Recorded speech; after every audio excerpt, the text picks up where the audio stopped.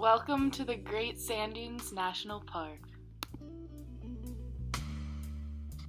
The first people to enter the San Luis Valley and the Great Sand Dunes were nomadic hunter and gatherers who followed herds of bison and mammoth. They otherwise avoided the region due to its scarcity of resources. Many of the native tribes didn't live in the area, but there was sacred and spiritual value to the dunes.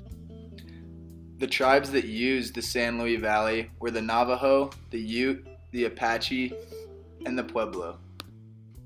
Zebulon Pike traveled to the sand dunes in the Sangre de Cristo Mountains in 1807. He was commissioned to go as far west as Arkansas and the Red River, but by 1806 he reached what today is Pueblo, Colorado. An excerpt from his journal reads, "The sandhills extended up and down the foot of the White Mountains, about 15 miles, and appeared to be 5 miles in width. Their appearance was exactly that of the sea in a storm." The Old Spanish Trail was an important part of the long trek from Santa Fe to California. It was primarily used for trade, but also by native tribes, soldiers, and settlers looking to make a new life in the West. The Rockies were eventually explored. Treaties were signed and broken with resident tribes, while a diverse group of people moved into Colorado.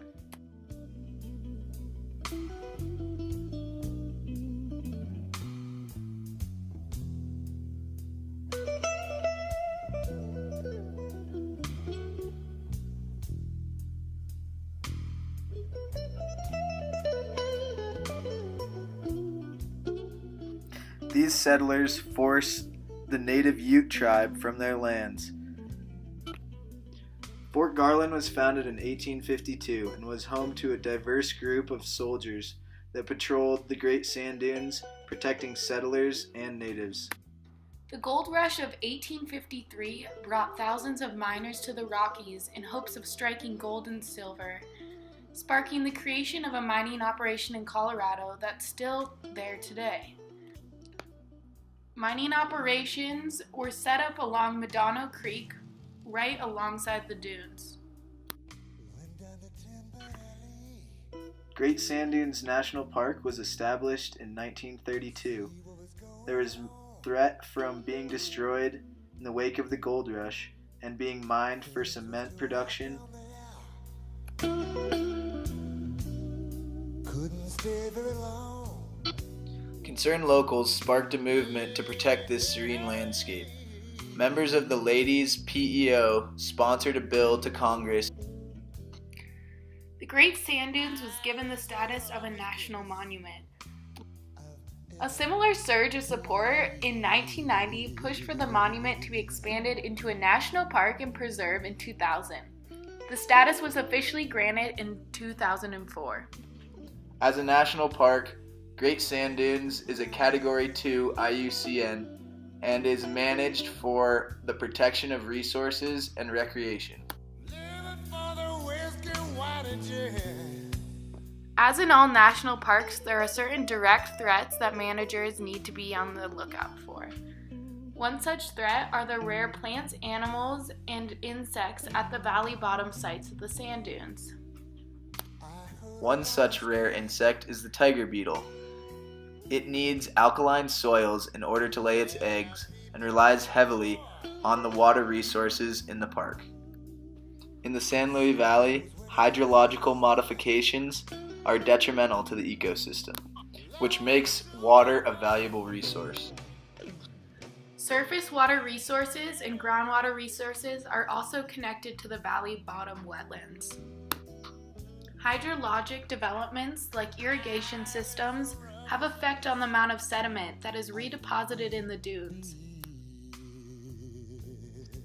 Medano Creek, which flows from the foot of Mount Harold down into the dunes, was completely dried up by May of this year. Farmers and ranchers alike have been dealing with drought for years, but now they're facing a new threat: oil and gas development, hydraulic fracturing. In 2006, Lexum, a Canadian company, informed the U.S. Fish and Wildlife Service that it planned to begin oil and gas exploration in Baca National Wildlife Reserve, In December 2007, the district court ruled against them, decreeing that U.S. Fish and Wildlife Services prohibit all ground-disturbing activities. The Baca National Wildlife Reserve's close proximity to the sand dunes makes any oil and gas drilling close by detrimental to the ecosystem. The Bureau of Land Management planned to lease more than 18,000 acres of public land in southern Colorado to oil and gas development in September 2018. The BLM delayed leasing the 18,358 acres for oil and gas development. The Navajo Nation asked the BLM to delay the decision for consultation. If fracking were permitted, wildlife inside and outside the park boundaries would be affected. The overlap between migratory corridors of elk herds and bighorn sheep with oil drilling sites would be very negative. Here are the 3 key management principles. Protected area managers need to intervene so that the impacts of human-caused threatening processes are reduced. The Bureau of Land Management, BLM, has intervened with the petition to drill on David Watts' property. His property is located adjacent to sacred lands that the Navajo Nation purchased last year. The Navajo Nation has requested consultation on the matter. The land that Mr. Watts and his oil and gas company, eBOGO, want to drill are less than 1 mile from the Great Sand Dunes National Park. For now, oil and natural gas development has been halted, but many community members support oil and gas development because of the economic uncertainty of the area.